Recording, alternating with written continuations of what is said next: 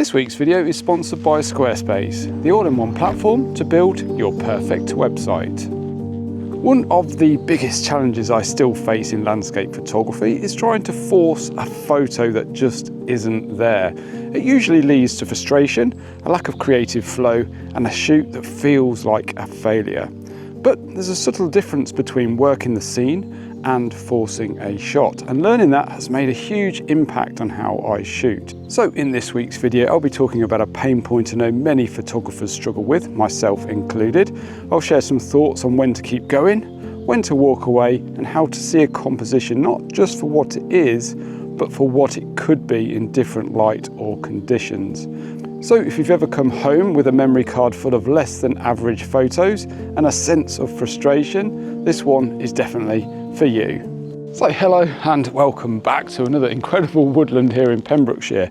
Now I've just come back from the Lake District and I've visited this woodland that I visited a few weeks ago, and there was this amazing track of wild garlic here. Now that wild garlic is long gone, it's all died back, and the bluebells now are at that point where they're tall and spindly and they're basically just about ready to die off as well. So I'm here at midday, not ideal for woodland photography. However, I think it's easy, isn't it, just to give up on something, give up on a shoot because you don't think things are working out, or maybe the conditions are not ideal. But I'm a firm believer there's always a photograph to be had. However, in this video I want to talk about forcing a photograph and working on a scene and trying to nurture a composition in an environment that is quite challenging, because I think that's something that we all face, don't we? I'm sure you do. We visit a location, probably not at the ideal time of year or the ideal conditions, and we want to try and get a photograph. And there's a subtle difference, I think, between forcing a shot and working a scene. So I really want to talk about that in today's video. And hopefully we'll capture some images as well. Now, if I spin you around, you'll see exactly what I mean. We have harsh light coming through these trees, very dark shadows, and patches of dappled light in the foreground. You can just see a few bluebells here and there. So we're going to work with the conditions, not against them, avoid shooting a wider scene, and narrow our field of view down to see if we can make something intimate within these dappled patches of light. So in case you're wondering what I mean by forcing a photograph, here's a good example. So when I was in the Lake District, we had beautiful blue skies for the majority of the time. Now, when you're faced with harsh light bouncing around during the middle of the day, it really does make shooting the wider scene quite challenging and difficult. But I think taking a wider shot when deep down it's not going to work is what I would call forcing a photograph. You're trying to make an image that deep down isn't going to work, and when you look back at those images, you just get frustrated because they're not going to be any good. They're not going to be what you hoped they would be. So I think that's forcing a photograph. Now, one of the issues with forcing a shot is because it's quite frustrating, it can lead to a buildup of negativity, and that negativity can then lead into other photographs. And before you know it, your whole day has been ruined just because you didn't get the shot you hoped you would.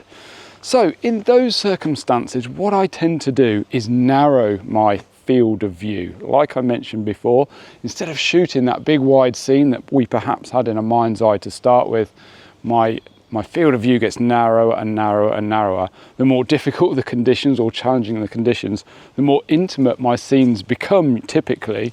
And that allows me just to focus on things that are perhaps in the shade, or maybe are just catching a little bit of light, even macro shots. So that is something we're going to be working on, hopefully, through this video.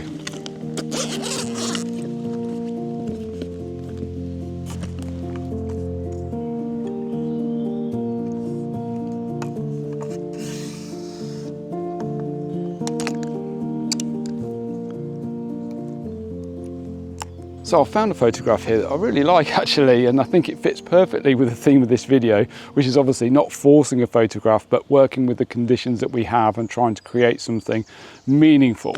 So what I've found here is a fern, which is quite tall. There's a little bit of separation between the fern and the understory, if you will, the carpet of bluebells beneath it. So basically what I'm going to go for here is a black and white shot, and the reason for this is the light's coming through between these trees here and hitting these ferns, And because the light is very reflective, it works perfectly because it's quite contrasty, so perfect for a black and white photo.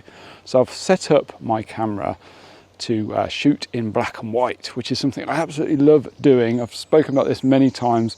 If you're intentional when you shoot, I always find that the end result is so much more rewarding. So yeah, setting up in black and white, and that helps me actually to compose the image. I can see the difference between the texture, the light and the shadow, and how the shape of this fern looks in black and white. So perfect for, yeah, framing up and composing the shot as well. So currently I'm f8, 20th of a second, ISO 200.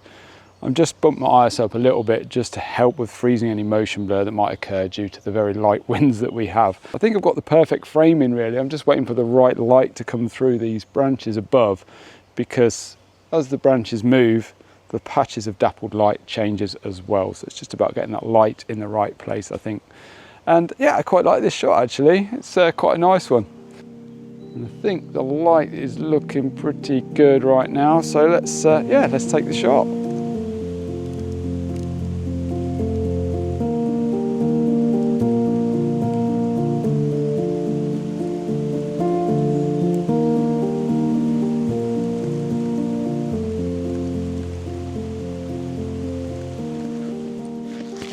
So I think that image looked quite nice on the back of the LCD screen. Hopefully that translated through the editing stages. But this area is absolutely stunning. Even in this really harsh light, it looks amazing. Just look down there, little patch of bluebells. Now, if you're interested in taking a look at some of those photographs that I took in the Lake District, I've just put a gallery together actually called Recent Work, and it's up on my website now. And I'll be trying to keep that updated on a regular basis. So if that's something you're interested in checking out, there's a link down in the video description for that. And I did that with the help of Squarespace, who are sponsoring today's video. Having a Squarespace website is perfect if you're looking to share your work, create a blog, or even sell your own photos. And creating a gallery is so quick and simple to do. You just simply drag in your photos, rearrange them, and you're ready to share your work on the web within a few clicks. The good thing is you don't need any experience with web design to build your own site, because Squarespace offers an AI-enhanced website builder, which will help you create a fully customized website in just a few minutes. So to set up your very own website, go to squarespace.com for a free trial. And when you're ready to launch, go to squarespace.com/IanWorth to save 10% off your first purchase of a website or domain. So I just want to go back to forcing a photograph for a second. I just want to briefly talk about my time in the Lake District. So the place we visited was Holmfell and Hodge Close Quarry. That was the first day we were there. You may have already seen the video. If not, I'll link it down below for you. Now, during the morning session, the light was very, very harsh and it was very, very difficult to make images. Now, I think on my journey up there, I think it was 7 or 8 hours, I was thinking about the types of images that I wanted to take while I was there.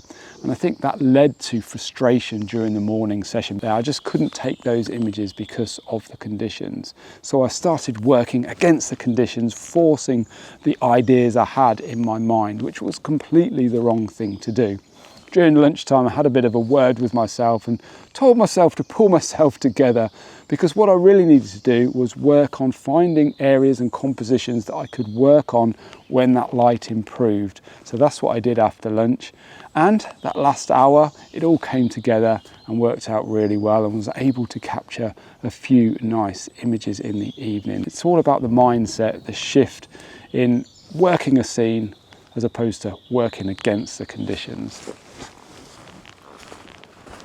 So that moment really drove it home for me. The difference between forcing and working a scene is huge. One comes from desperation, the other comes from vision. When you slow down and allow yourself to wait for the right moment, you give yourself the chance to create something far more meaningful. I've been walking for a little while since we last spoke, and you might be able to see behind me, it's got quite windy. Now, I was looking for a macro shot, but I think that's going to be very, very challenging now because everything's moving around so much. So I'm having to change my mindset. Like I said before, work with the conditions, not against them. So what can we do with windy foliage? That's what I'm thinking now. Maybe I can create some kind of abstract work with things moving around, maybe a little bit of a longer exposure. So yeah, a bit of a mind shift, change of plan if you will, but new ideas, new hopes. We'll see what it brings.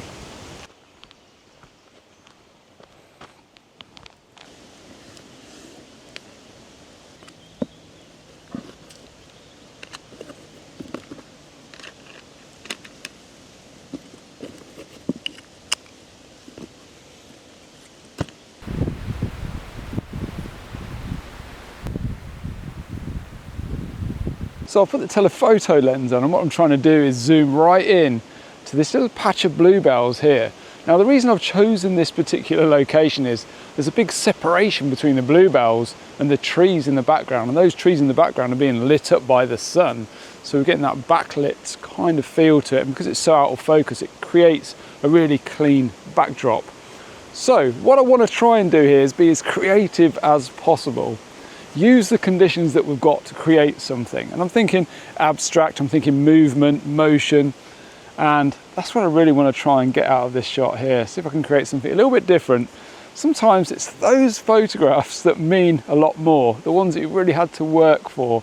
So yeah, I think what I need to do is put a 3-stop filter on to reduce my exposure time down enough to show that motion. I need to get the 3-stop filter out.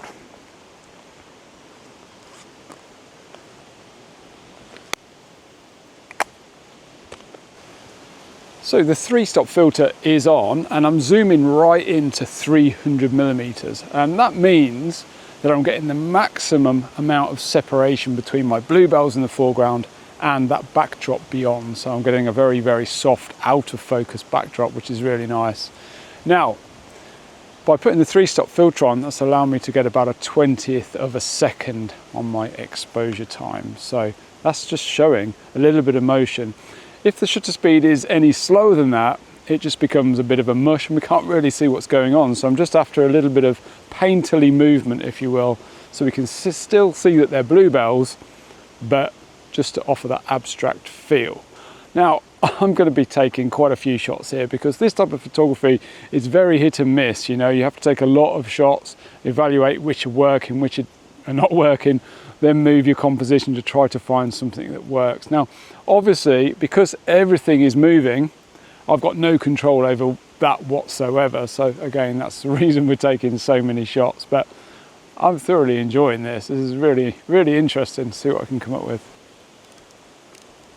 So I'm going to carry on talking to you while I'm shooting this because I will be taking quite a lot of shots here. Now, I'm not using the self timer. There's little point because obviously everything's moving anyway, and we're showing that motion blur. So I'm just waiting for the flowers to be in the right place, or at least where I think it might work, and then just taking a shot. Now, I think on days like this, you know, where conditions are tricky or challenging, being out is obviously first and foremost the most important thing, isn't it? You know, trying to just enjoy the day as much as possible, and if a photograph comes along, but also using that time to experiment and try new things. I think that's so inspiring and so rewarding, so I definitely recommend doing that and trying something like this. You know, I don't think I've ever taken bluebells with motion blur before, you know, of all the years I've been shooting. So I'm thoroughly enjoying this, you know, just trying something new and experimenting. Who knows where it might lead? It might lead me down a path I've never even considered before, and I might be trying this, I might actively be going out looking for windy conditions in the future. Who knows? So yeah, I'm really enjoying this. Hopefully at least one of them's a keeper.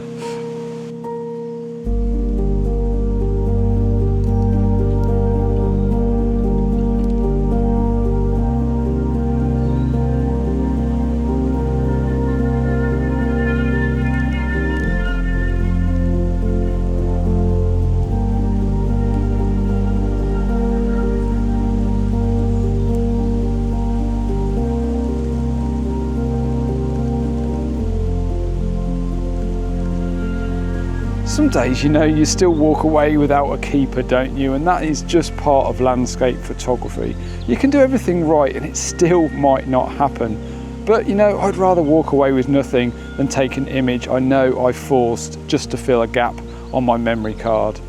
I think there's a mental battle going on here, isn't there? When you've travelled far, spent time and money, there's pressure to really make it count. But landscape photography doesn't always play ball.